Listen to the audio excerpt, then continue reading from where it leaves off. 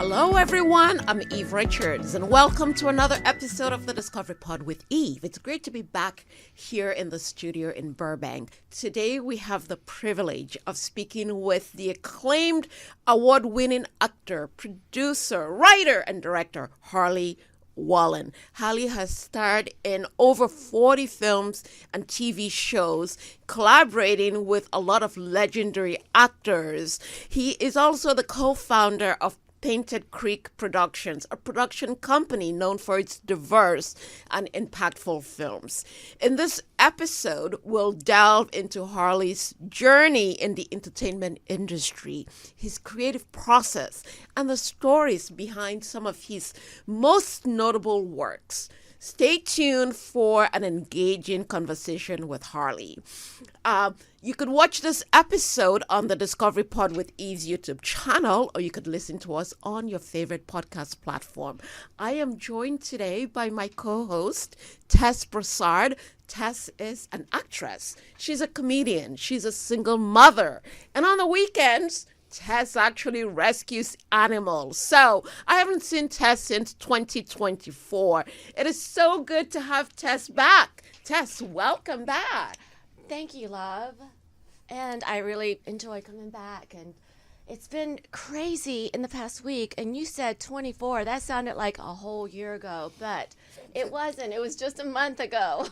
I know. So much has happened, Tess. First of all, I hope you had a wonderful holiday season. It seems like it's ages ago, but it was just a few weeks ago. And I hope you're safe. You and your daughter. I hope you guys are safe.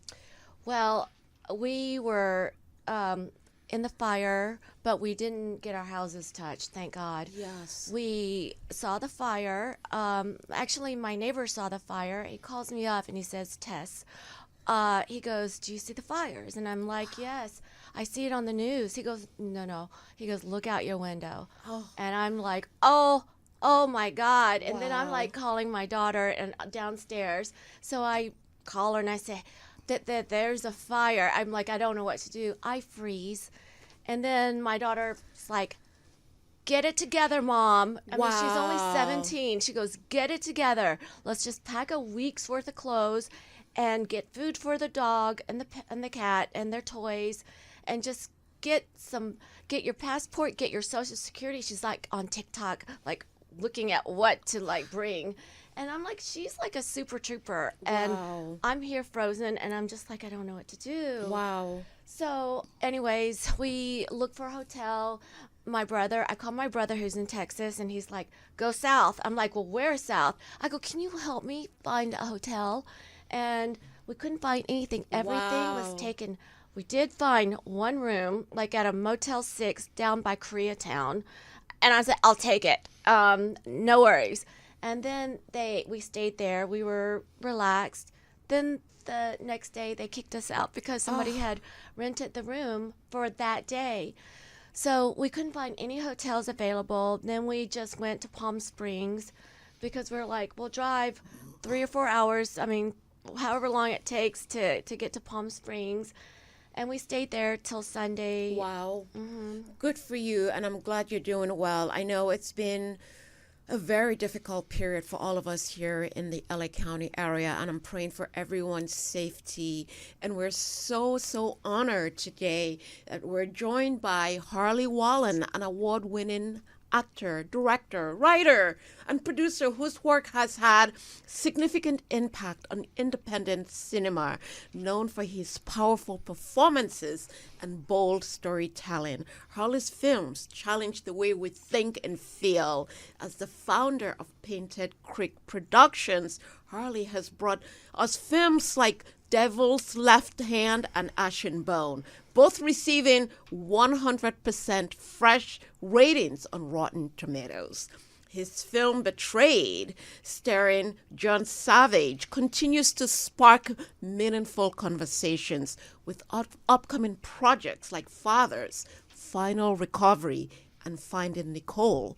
Harley continues to push creative boundaries, tackling heavy topics like addiction and personal traumas. But beyond his work in the industry, who's Harley? what fuels his passion, and how does he balance his demanding career with his personal life? What advice does he have for up and coming who are facing rejections in the industry? So today we're ready to delve into this conversation and cover the story behind the filmmaker. Harley, welcome to the Discovery Pod with Eve. It's so good to have you with us. Thank you so much, Eve. That's an incredible introduction. I hope I live up to that. And thank you, Tess, for being here with us today. It was great. We got a chance to meet right before this. Yes. So happy that you're both safe, and my prayers and wishes for Los Angeles during a challenging time for sure. It's inspiring to see the goodness in people's hearts. I mean, I know there are bad eggs out there, but it's inspirational to see how much you guys come together to face this. I saw I'm a big fan of Police Academy, and I saw that little video with Steve Guttenberg. I own a movie with him. It's called like The Boyfriend School or something like that from forever ago that I thought was such a hilarious comedy. And he's out there moving cars and doing incredible things in the community. I love that. Awesome. It seems incredible. So your body of work speaks volumes. What drives your passion to keep creating, especially after having already achieved so much? I think I got bit by the bug. I'm a martial artist. I'm a former breakdancer. I did all kinds of things in the music world and martial arts, and I ended up getting on a show in Sweden and was just supposed to be a dancer on the show, and they ended up calling us in for odd lines here and there. I started hanging out with the actors, and I started realizing that what we think acting is when we don't know anything is very different from what it actually is when you start working with it. And I just fell in love with acting and storytelling then, and it's never let me go. Wow, it's amazing. I want to ask you, you've worked with legends like John Savage and Billy Wirth. Did you take things that you learned, did you learn anything from them early on, and do you apply it now? And can you tell us about it? Yeah, for sure. It's funny that you picked them two out of the bunch because they're very good friends of mine that I literally just texted and was asking when we're going to get together while I'm here. Wow. But John is very special to me. He is iconic. Even to this day, he's one thing that I love about him that made me focus on being curious. To have done what he's done, I think in Deer Hunter, in my humble opinion, I know back then they wouldn't give multiple nominations for supporting roles, but he should have been nominated alongside. I think he should have been nominated in Hair. I think he was incredible. But one of the things that he's still curious, he's still excited. And one key thing that I always tell actors is your favorite role you have ever had is your current role. If you think like that, you will never lay an egg. You're always going to go in and you're always going to give your best performance. But if you're always waiting to do your best performance for the next big opportunity, you probably never get it. Wow. That's great advice. It is. I think great it's very advice. important. I think a lot of people, they look for some miraculous role in a big studio budget where they call you up to be the lead. And it's like, probably not going to happen. Yeah. So maybe it would be better that the one role you have now in this independent film, if you lay down your best performance ever, guess who's going to come knocking? Wow. That's You know? incredible. Yeah, just be grateful. Yes. No, that's amazing. Yeah, I mean, we get to do some pretty. I mean, this is your job. Yeah. And our jobs. Like, how blessed are we to get to do this to begin with? Why wouldn't we lay down our best performance each time we had an opportunity? So I think that curiosity and that drive to see that in John as he's aging and been through doing this so long, that is very much keeping me curious as well. Incredible. So in Fathers, you explore complex psychological themes. How do you prepare for a project that demands such deep emotional engagement from both you and the audience? Fathers is an interesting project for me. I went through a rough divorce a long time ago, and I've always wanted to tell some of my story, but I never knew how to tell it. So I realized that I don't have to tell the exact story. I could tell a story that has the same message. So in Fathers, what we're doing is we're playing with your mind like a victim would be played. So we go on the journey of not knowing who this young girl's father is. And everything is not what it seems. And I love the cat and mouse game of storytelling. I think so often we lose the mystery aspect to filmmaking, and we just serve everything to the audience. And I like an intelligent audience that wants to peel the layers with us. So that's how I think it is with Fathers. It's a bit traumatic to play it. But I also think that it gives us, that's why I think actors are so empathic, is we have to identify with all these different characters we play, and maybe see a bit of where they come from, not justify their behavior, but have some understanding of why they are where they are. Yeah, Harley, your films tackle just heavily on complex human issues and subject matters. How do you deal with the emotional toll these projects can have on you as a creator? I don't run from my feelings. So we often hug and cry and laugh on set. I try to have a very creative set. We're all there. Nobody's going to seek perfection, but we're all there for excellence. We're all there to go through something together. And I try to really keep a positive, creative set where I want actors to dare to go places maybe that they wouldn't feel totally safe to go otherwise. I want to create that environment where people say, I can really step into this and get a taste of this and have maybe a greater understanding. When we did Finding Nicole, my wife was picked to play the lead by the actual Nicole. And to play and portray somebody who's alive, who comes to set every day, and to go through her traumas was just tough. Like, I just took my hat off to Katie every day. She just did such an amazing thing. And she's never lived through any kind of domestic violence like that. But her understanding of it now, and now it's a big passion of hers. And we have another true story. And she's the one that keeps pushing me that we need to make that this summer. We have to make it this summer because of the impact of a film like that on an audience, and how many people is touched by something like that. So, yeah, I think we use people's trauma for an opportunity to teach and learn and become a little bit more empathic to people. That's great. With Final Recovery, you're taking on a timely and heavy subject, opioid addiction. What aspect of that issue do you hope resonates most with viewers? Oh my goodness, that was such an amazing project. You know, we had Charlene Tilton played the lead, Lucy from way Dallas. back in the day from Dallas. Yeah. She is so incredible still today. And then Jasper Cole, who's I think it's his first lead, and I guarantee you could never tell. You'd have no idea. Wow. Just does an incredible job. And then Richard Tyson came in and laid down a really powerful performance. Such good people coming in and dealing with this.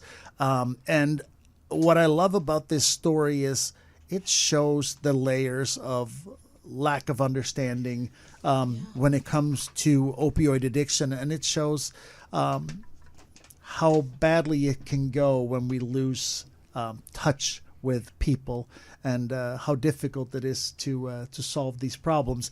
Charlene tries to solve those problems with gruesome violence, but Wow. I want to ask you about these. You're really heavily in martial arts, and we spoke about TJ Storm earlier. And hi, Love TJ, if you're watching. Yes. Hey, we got to get together while I'm here. TJ and I were on a season of VR Troopers, a sister or brother show of the Mighty Morphin Power Rangers back in the day. So I played the Pink Vixen, and he played Dr. Doom. Yes. And it was a really great show, and he's a special guy. He knows a lot about martial arts, and I want to know, like, he does a lot of choreographing. Do you do your own choreographing for all your action movies, and you come up with the moves for all the guys you're fighting against? We actually have a pretty cool fight scene in Betrayed, actually, me and TJ. And we collaborated on that together. So I definitely, when you have somebody like TJ, there's no way I'm gonna choreograph that without his input, because he's better than me at it. So that's gonna be a collaboration where I take where I listen, right?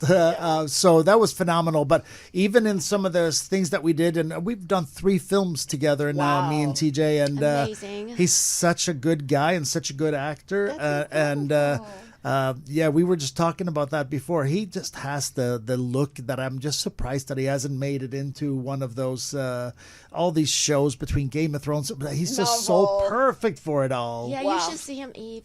He's like Long, a Jason great. Momoa. Oh my gosh. Long hair, tall. He's Hawaiian, black, Puerto Rican guy. Yeah. From Incredible. Hawaii. Also from Hawaii. Wow. So you've got a very busy 2025 coming up, Yes, right? So yes. tell the audience about some of your exciting projects that you're going to be out there promoting. Yeah, so we have between Finding Nicole, Final Recovery, and Fathers, they will all premiere this year, and it looks like spring. Thank That you. is fantastic. Woo! Yes. Yeah, so we're really excited about that, and also if everything goes as planned, we are producing 3 films this year too. Wow. Which is going to be another wild ride, and hopefully our next film is going to be our first stab at a dark comedy, has action and thriller elements. Wow. But yeah. We love You're right. comedy. Yeah. We love She's a comedian. Yeah, I Thank think you, the Eve. only thing I've done in that direction are the Bennett Song movies, the Bennett Song and Bennett Song Holiday. Those definitely have that comedic touch, but they're more family films. Poker Night will not be that. Poker Night is it's a fun, wild ride. Kind of if you The Hangover meets The Gentleman, which is a big show right now, but kind of somewhere in between those very unique, wild characters that all come together for a crazy night of poker at a casino, and everything goes haywire, which is a great time. So that one we're looking forward to hopefully shooting in March, maybe April. Okay. But we're working on getting everything finalized as we speak, so we can start casting hopefully in February, first week of February. That's incredible. So it sounds like we need to talk. Hey, yeah. give Roger a call. He's also Oh yes. Yeah. Awesome. Okay, so Harley, what do you see as a role of a filmmaker in today's world? And I know you've done a lot of films during your course of, acting. How do you stay relevant to modern audiences? I mean, how do you keep it going? I think the key thing is to not worry so much about that. Wow. That sounds maybe backwards, but I think a lot of people, they're trying really hard to think about what the market wants, but you're reacting at that point, which means you're going to be late. The process of making a movie means, development, pre-production, production, post-production, and then the whole 6 months before you get distribution, maybe a few months for the film festivals. By the time your film comes out, it's been a year and a half. Yeah. So you might have missed the whole thing. So I think when you make a movie, I think you're going to be best if you make something you love. So tell a story that you're dying to tell. Speak the words that you're dying to say as the character. If you choose that approach, I think it doesn't matter when you make and what you make so much. I think if you do it from the heart, and if you really love what you're doing, and you assemble a team that loves it and gets it, and the key thing for me is have everybody make the same film. And I've had people stare at me and say, "What do you mean?" I'm like, "No, you don't get it. As a director, we all need to make the same film. If you have an actor that pulls the story this way, and then one that pulls it this way, how am I going to follow this when I watch the movie? If we all make the same film, if we can all really get on the same page, the storytelling will make so much more sense. And again, I think that's where the stories are told best. Wow. When you do it that way. That's a good segue into into the next question. Yeah. I'm going to piggyback on what you just asked. So, what is your approach to building chemistry with actors on set, especially in projects like Fathers, where emotions run high? So I am very big on ensuring that we all make the same film. So I meet individually with the actors, and I meet as a team, and we do table reads. I take it serious. You know, this is somebody's going to pick my film instead of $100 million film right next to each other on a streaming site. So if they're going to make that choice, I want to give them a reason to. So if I can really tell a great story through the actors, through a cinematographer that's understanding what I'm trying to do and capture the moments in the right place at the right time. And when you do that, I think it becomes magical. I still believe in magic. Oh, Me yes. too. Yes. Yeah. Peter Pan here. Oh, yes. You know, Harley, you've worn so many hats as a, director, writer, producer. What role do you find the most fascinating and most satisfying? Ooh, that's a great question. I think it's almost like asking you about your favorite child.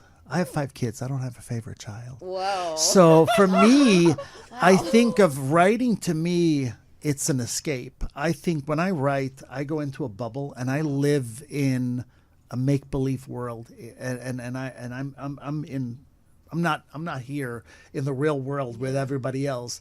When I produce, it's all nuts and bolts. It's like Legos, And then when I direct, it's like all that prep that leads me up to that as a director, just throw it away, and now you become instinctive when you get on set. So you've done all the preparation, but preparation is not going to make the film in the moment. It's you have a shot list of what you're trying to accomplish for the day, but sometimes you get in and there's chemistry flying off, or there's something that just pulls your attention, and you just adjust accordingly. And I think you have to be open to that, especially when you work with a great cast, is that when something is there, you have to be able to throw away the plans and go with what we have in front of us, because there's often some incredible fireworks. We were just talking about Vida in Finding Nicole. She plays a podcast host, and I never would have thought of her. She's guest hosted at a bunch of places, so I know she has the talent, but she plays an NPR podcaster. And she's such a podcaster on the show that I was telling Joe just a little bit ago, my manager, who's actually here, Joe Williamson. I was like, Vida should really do something like that. She has that vibe. Like you guys, because you're doing this. Everybody can't do a podcast, but there's some people that are meant for it. You guys are obviously having a great time and great energy, and I'm really enjoying it. But that's the magic. That's amazing. Going back to Finding Nicole, which we touched on, and it's actually, as you said, it's based on a true story. Yeah. So how does working on a film based on real events affect your approach to directing? And I know you talked about your wife who played the lead. Yeah. Well, I think it was different because Nicole is a producer on the film, so she was there every day. She approved the script. We used parts from her book, but I also sat down with a stack of police reports and sorted out the pieces that I think we could have made several seasons of a TV series of her life. I mean, it is when you realize how many times a woman goes getting hit in her home before she takes the stands to file a complaint or do anything. It's heartbreaking when you see that. So this one had a personal side for me. So I actually grew up in a house with domestic violence. My stepdad was a great stepdad when he was sober. In Sweden. Yeah. And when he drank, his demons came out, and so we dealt with that. So this was a way for me to tell Nicole's story, but getting a little bit of her children's point of view. Yeah, I just they're so often forgotten because they may or may not be a part of the physical violence, but to live in that, not feeling safe in your own home, whether you're a woman or man or a child, is could you imagine the one place that you have to be safe? It has to be a place of solitude and a place to recharge your batteries. Yeah. It's where you go to charge your phone So and much you charge your trauma. body. Yeah. Trauma. So it was a really tough film to make, Wow. but because of the baggage, I felt like so much purpose in telling this story. And we told a story that's not just about it, but you get to really go on a journey with Nicole through her court sessions and what happened in real life. It's a very touching, heartfelt. I mean, the film is done at the festival circuit, has done absolutely incredible. I think probably has twice as many awards as any of our other films. And some big ones too. Thank you. Yeah, it's been a fantastic journey. We have Shantae Dallin in it, who is in Detroiters, that just went from Comedy Central and is now on Netflix. And shout out Shantae. She's an amazing actress too. She got a bunch of nominations in Finding Nicole, and I gotta say she should have had a winner too. She's fantastic. That's incredible. I'm just curious, how did you find Finding Nicole? How did you find that story and pick it up? I mean, there's tons of stories that you could, choose from. Why that one? So sadly, I was just at the funeral of my lawyer the week before I came here, and he was the one who connected me. So Bill Dobrev, rest in peace, brother. He brought me to Nicole without knowing my history with domestic violence. He said, I have a story that you have to hear, because he was helping her because her husband is still not complying, and he's in prison. Wow. And she's making decisions on, what she's going to do when he gets out, talking about, essentially doing a witness reloc. And that always sounds so good when they say it in the movies, until I realized that it wipes out your schooling. So she's a psychotherapist, and she's a counselor, and she teaches domestic violence at high school. She's such an important person, and she would have to give all that up. Wow. That's not fair. Yeah. It's just not fair. Yeah.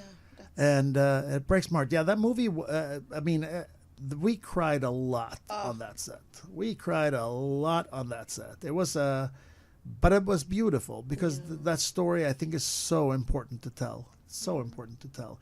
And Chris Cuomo thought so too. It was, I think, still the most popular episode on Inside Evil. Wow. Covering her case. They only cover a little piece of it, but that case took so much attention because it didn't end with just the domestic violence. He tried to hire hitmen from inside the prison to take her out. So it's been a wild ride for her. I feel really bad that somebody has to live that way, and the one person that you're supposed to be able to trust and lean on to prey on you is terrifying. Wow. So you've been in this industry for quite a while. Yeah. What advice would you give anyone out there? I touched on it earlier. I mean, rejection is part of the game. How do you tell someone who's new to, how do they navigate this complex industry? I think the most important thing is to do it for the right reasons. For me, so I took a hiatus from doing this as a occupation, and I managed in the in the for-profit world out there and made a good living. Wow. And I was What did you not do? happy. I was a VP with Bally Total Fitness when they were around, and I oversaw a big part of the Midwest, and I probably made twice as much as I make now. But I'll tell you, is this, a gym? yeah. He was the VP yeah. of Barley. That's a gym. Yeah, yeah. was a VP They got bought out by LA Fitness about, what is it now? Probably 10 years ago. Okay. Yeah, Bally's. And money didn't make me any happier. I put my dreams and hopes on the back burner for the longest time, and I said, I moved halfway around the world from Sweden to come here to be an actor. And then I kept putting it on the back burner for, I don't know, what, money? And can I take that with me when I go? No. And I'm not happy. My soul isn't fulfilled. So I decided I was going to pursue this. It's been, God, how long, Joe? 12 years, I think, ago. I decided I was hobby acting. Through this hobby fighting, doing MMA. I did a show on UFC Fight Pass called Warrior Wednesdays that was a blast. I'm actually missing it to be here. We have fights on Friday, but Wow. so that's where was I going with that? I lost track when I started talking about the MMA. Yeah, I think we're just talking about advice to anyone Yeah. out there handling rejection. Yeah. That can So be so I think hard. Yeah. it's very hard, and I think if you do it for the wrong reasons, which what we came to, I think this business is going to chew you up and spit you out. But if this is breathing to you, And it's in your heart. yeah, like if You it's can like withstand. breathing and you can't do without breathing, that's me. Like if I don't work on whether it's writing or directing or acting, I get restless. My soul gets restless. Wow. I don't want to sit still. I love being on set. I love writing. I love directing. I love talking creatively, which is why this is so good. But I love this. If you love this, then back to what we said, what's your favorite role? It's the one you have now, right? Yeah. So I think if you can treat it like that, even the small roles, even the small opportunities, every single bit counts and becomes valuable to you, then I believe that all the other things will come. We're seeing it now. Some of the films that we did years and years ago are bringing in revenue, a decade later, getting us bigger paychecks now than they were when they came out, which is wild. So I think if you do it for the right reasons and you tackle it that way, it'll be rewarding, and then the money will come. That's incredible. I agree with that. Also, it's also kind of like therapy Yeah. because you're Very much. putting yourself in somebody's shoes. You got to know the way they think, the way they question everything, the way they may just anything, the way they smell things, the way their five senses. Don't you learn a lot about yourself when you act? Yeah. Because you get to see everything from a different perspective, from the character's perspective. And then you look at yourself and go, I never thought of it that way. I feel like I am so boring compared to the characters that I play. And, the people that, see me and the characters that I play, they really believe that I'm that character. Yeah. Like a ditzy, I used to be blonde, now I'm dirty blonde. Yeah. But I'm a ditzy, dirty blonde. But you know what? I go with it because I just don't, whatever. Let them. Yeah, I do. But my question to you is, you're always busy with entertainment business, whether it's like acting, writing, you've got things going on in your head.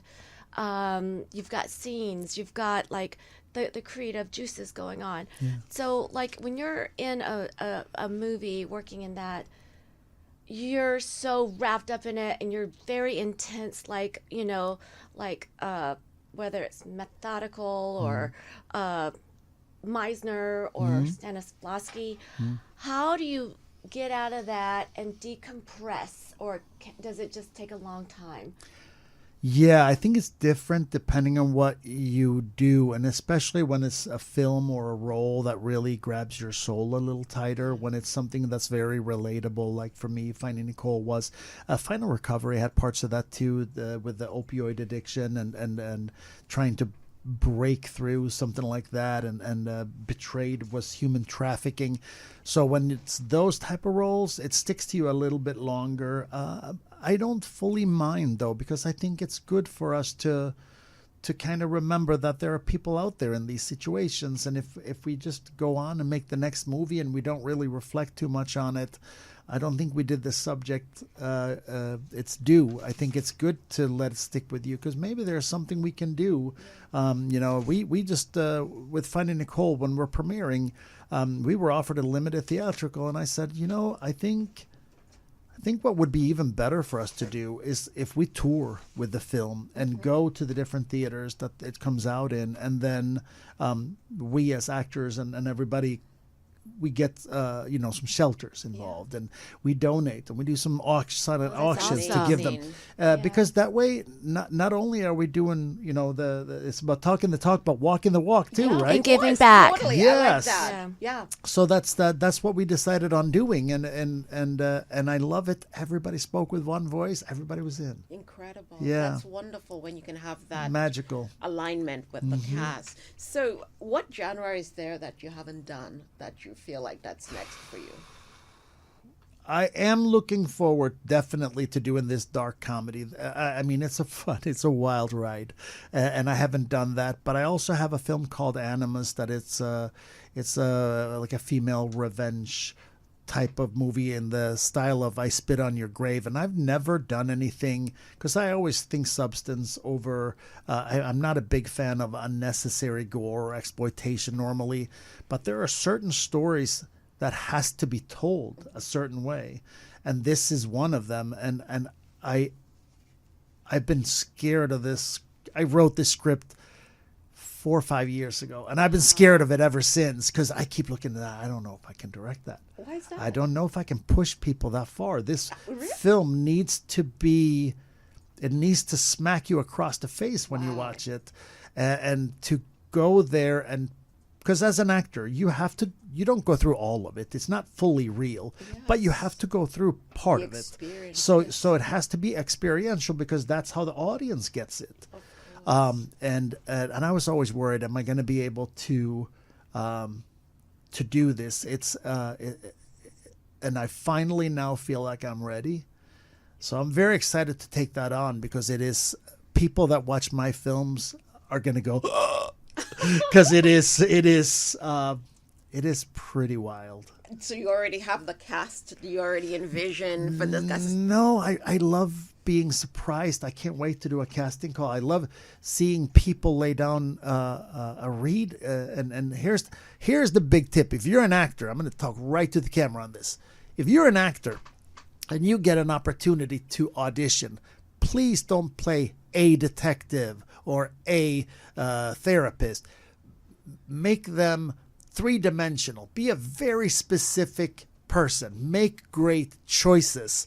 And you may never get a chance to play that role other than that one audition.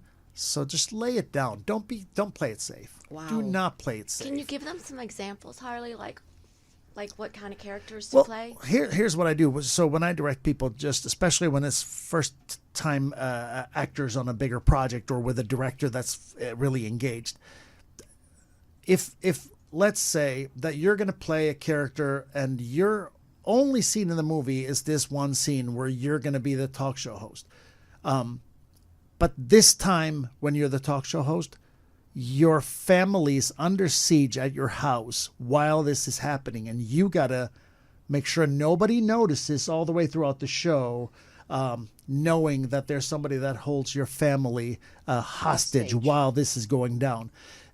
Think about the dimensions that adds to your character. Yes. Now, it obviously has to fit the script, so that's not maybe, but I'm just saying, if you play in a character that is in a hurry to go to the bathroom, you may be a little rude to the person in the scene because you're trying to get to the bathroom. Yeah. Little tiny layers of little tiny things make your character memorable, interesting, adds layers to and the audience will never know what exactly it is, but you made a distinct choice which made you stand out from all the other people that auditioned because you were actually a very specific person that's fully true to the situation.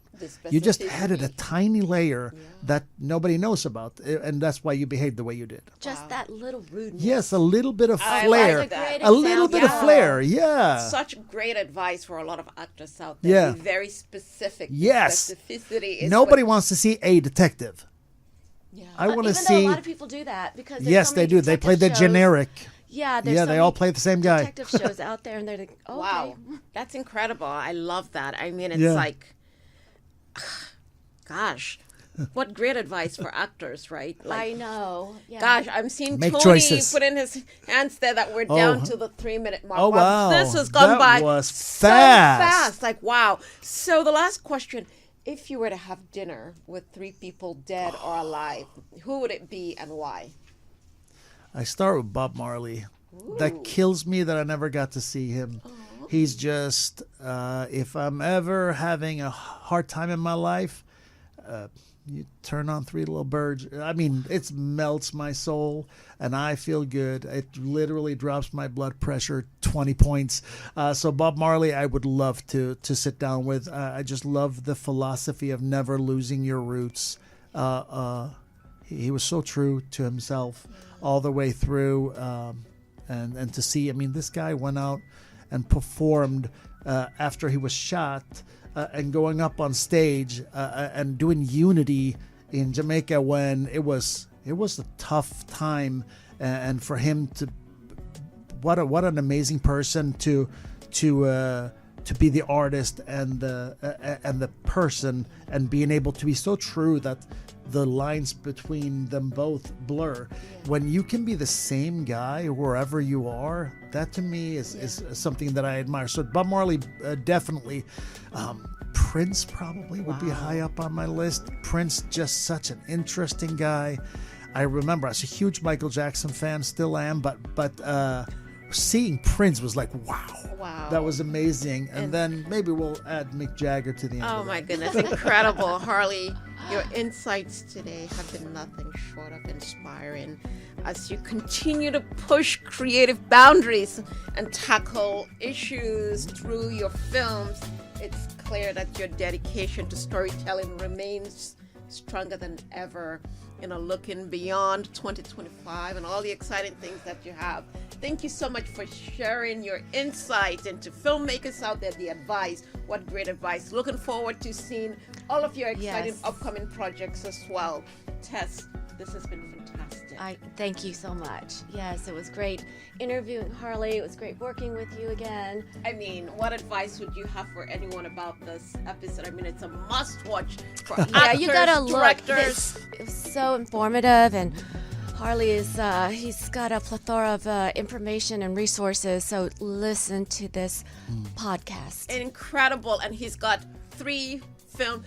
Busy Is there year. any Busy year. website that, I mean, I know your social media is somewhere, but Yeah. is there any website that folks can go in just to stay tuned to know when the movies are premiering? Yeah, Painted Creek Productions is a good resource, but Painted Creek Productions on Facebook, it's actually very active on telling everything that's in the works. So it's a fantastic place to follow, and I'm pretty responsive, probably mostly on Instagram, but on Facebook as well. So feel free to chat with me, and thank you, Tess. Thank you, Eve. You guys are awesome. Thank you so much. You made this time fly. Thank you so much, ladies and gentlemen. Thank you so much for watching this very inspirational episode with Harley Wallen, actor, director, producer, writer. Thank you so much, Joe. Roger Neal, I hope you feel better. Thank you, Tony Sweet over there. Thank you so much, Tess. Thank you for coming today. As everyone knows, it's been a very crazy period here in LA. My prayers from all of us here, prayers to everyone out there going through this very challenging time in LA and around the globe. Please make sure you watch this very inspirational episode with Harley on the Discovery Pod with Eve's YouTube channel, or you can listen to us on your favorite podcast platform. Please continue to check us out every Thursday at 12 p.m. Pacific time time. You never know who's going to stop by. Until then, bye everyone and see you soon. Stay safe. Bye. Bye.